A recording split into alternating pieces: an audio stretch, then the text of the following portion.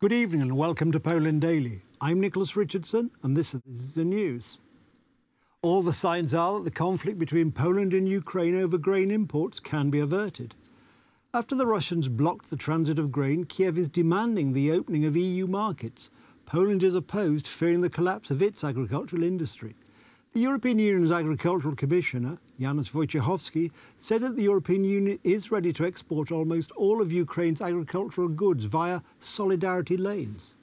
And the European Union will review the ban after several countries push for extension of the ban beyond the 15th of September expiry date.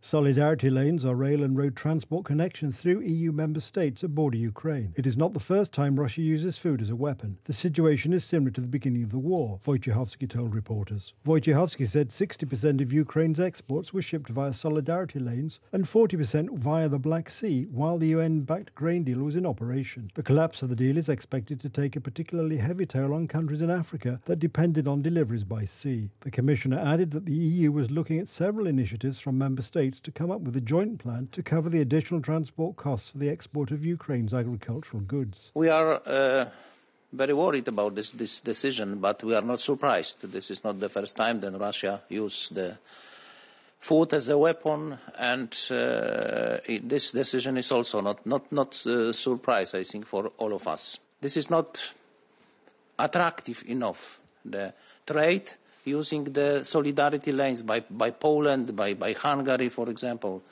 by Romania. Romania is the biggest transport corridor, but we need to consider the support for the transport. Without of this, there is a risk that Russia will be beneficiary of this situation because it will be cheaper to buy grain from Russia than to pay for the grain from Ukraine transported by Poland to the Black Sea, to the Baltic ports. The cost of this operation will be always higher than Russia can offer on the global market. Wojciechowski said there was no immediate estimate for the cost of funding the transport. Exporting grain transit through the EU is sensitive for Poland and some other EU countries bordering Ukraine, where local farmers have come under pressure from increased Ukrainian imports. Poland is moving extra troops towards the border with Belarus in response to the arrival of the Wagner forces, who relocated there after staging a short-lived mutiny in Russia last month. Between 3,450 and 3,650 soldiers from the Russian mercenary Wagner group have travelled to a camp close to Osipovichi, a town about 140 miles north of the Ukrainian border, according to Belarusian oppositionists. Belarusian leader Alexander Lukashenko warned that Russia's Wagner mercenary group were keen to push into Poland. The United States State Department said such comments are irresponsible.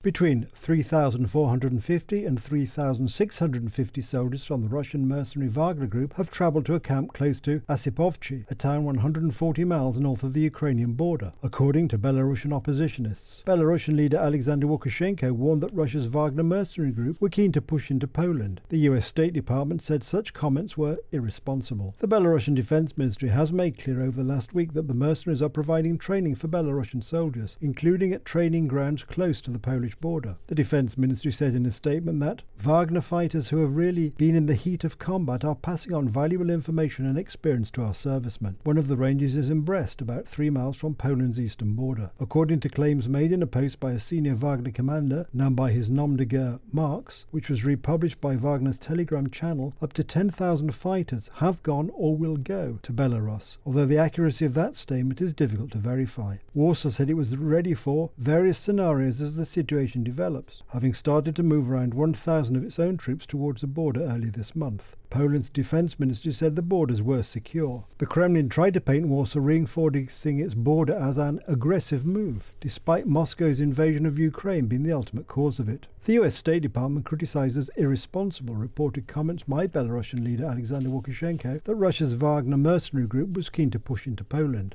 Asked about comments by Vladimir Putin warning Poland against attacking Belarus, State Department spokesperson Matthew Miller reiterated that the United States would defend Poland, a NATO ally.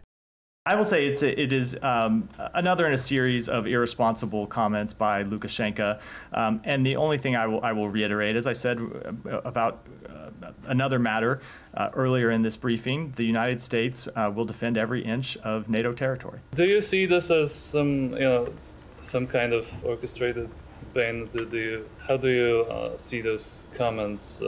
Should we be worried? I don't know how much you should read into them. I would say that there is only one country in the region that has demonstrated the not only the intent but the willingness to invade its neighbors, and that's Russia, not Poland, not any other any other country in the region. And so I would just reiterate that our alliance with Poland is strong. Poland is a NATO member, of course, and we will defend, if necessary, every inch of NATO territory. For the seventh straight day, Greece continues to battle devastating wildfires that are forcing widespread evacuations and damaging property. Firefighters are battling flames throughout the affected regions. The Polish Ministry of Foreign Affairs has issued a new communiqué warning about the fires in Greece.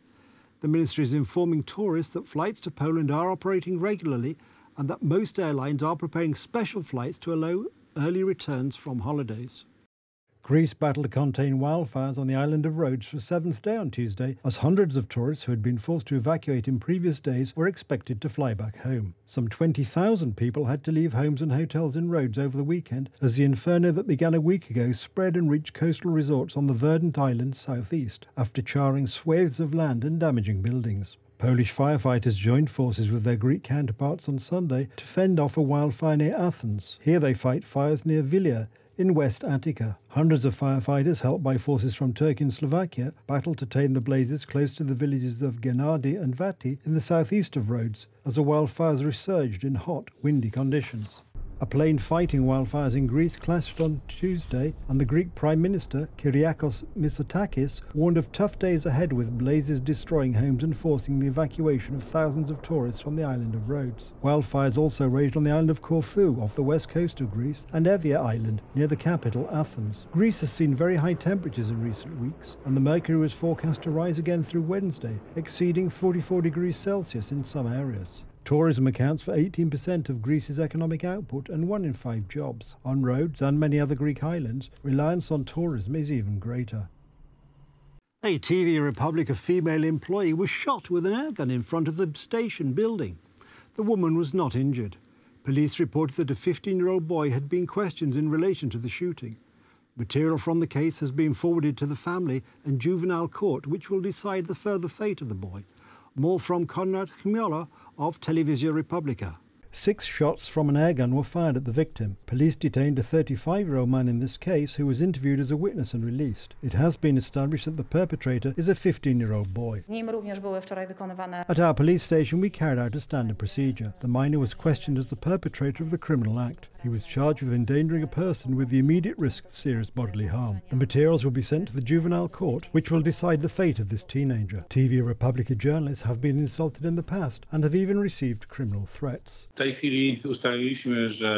have established that 4 people were shot at in the space of a few dozen hours. All of them were entering or leaving TV Republica. No one else reported such incidents. It's hard not to link one to the other because it was happening at a time of a campaign against our station. Perhaps something more than hooliganism was involved. In recent months, verbal aggression has increased in public debate, although physical attacks are also becoming more frequent. At the beginning of May, the car of PiS MP Artur Szałabawka was shot at in Szczecin with an airgun. The Czech damaged the bodywork and broke the rear window. However, vehicles standing nearby were not damaged. Politicians inspire the language of aggression, but sadly they do not know that they can hit fertile ground, and someone will take it literally. And according to the opposition, it is the fault of law and justice. He who sows the wind reaps the storm. 8 years of peace rule have led to such divisions in society that it can sometimes be said that there is no longer one Polish society, but 2 tribes that hate each other. Meanwhile, it is opposition politicians who often use hate language when attacking political opponents. PO MP Sławomir Nitras wanted to remove certain privilege from Catholics, and PO leader Donald Tusk spoke of the possibility of forcibly removing the head of the National Bank of Poland, Adam Glapiński, and the president of the Constitutional Tribunal, Julia Przyłębska. The former Prime Minister also stated that Law and Justice voters drink and beat children. I have been warning for a long time that Donald Tusk is the new breed of political assassin. In 2010, a man killed Marek Marek Rosiak, an employee of the Law and Justice Office. Aggression paralyses the mind and leads to a situation where people are driven by emotions. And this is convenient for the Polish opposition. Supporters of Donald Tusk often turn up at meetings with scandalous phrases and insult politicians of law and justice and their voters. That's the news. Thank you for watching. Stay with us for the weather, Poland Daily Business and more programmes. But from me, it's have a good night and a better tomorrow.